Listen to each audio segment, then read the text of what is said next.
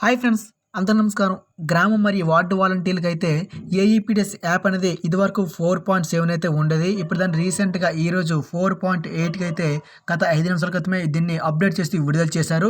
అయితే ఈ యాప్‌లో ఎటువంటి కొత్త ఆప్షన్స్ అయితే ఏమీ రాలేదు. సో, మనకు ఆల్రెడీ ఉన్నటువంటి యాప్‌నే దాన్ని రీసెంట్‌గా అప్డేట్ చేసి విడుదల చేశారు.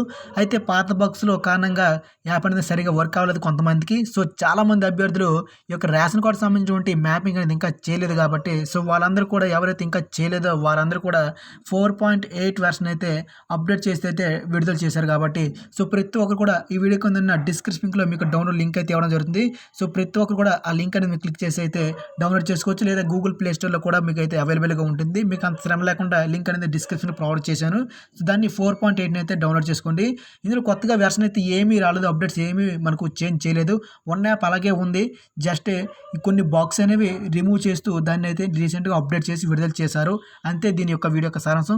ఈ వీడియో ఎందుకు చేశానంటే మీకు ఏఈపీడీఎస్ 4.7 రిమూవ్ చేసి 4.8 అయితే రిలీజ్ చేశారు అని తెలియజేయడం కోసం ఈ వీడియో చేశాను.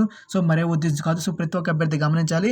సో, మనకు 4 దశల వెరిఫికేషన్ అనేది ఖచ్చితంగా ప్రతి ఒక్కరైతే దాన్ని కంప్లీట్ చేయాల్సి ఉంటుంది కాబట్టి, ప్రతి ఒక్క అభ్యర్థి రేషన్ కార్డ్‌కి సంబంధించినటువంటి ఫోన్ మ్యాప్ అనేది జియో ట్యాగ్ అనేది ఇంకా కంప్లీట్ చేయలేదు కాబట్టి చాలామంది అభ్యర్థులు ప్రతి ఒక్కరు కూడా దీన్ని కంప్లీట్ చేయాలిగా మనకైతే అధికారులు అయితే ఆదేశాలు జారీ చేయడం జరిగింది. సో, ప్రతి ఒక్క అభ్యర్థి గమనించాలి. ఇది ఫ్రెండ్స్ ఈ వీడియో. జై హింద్.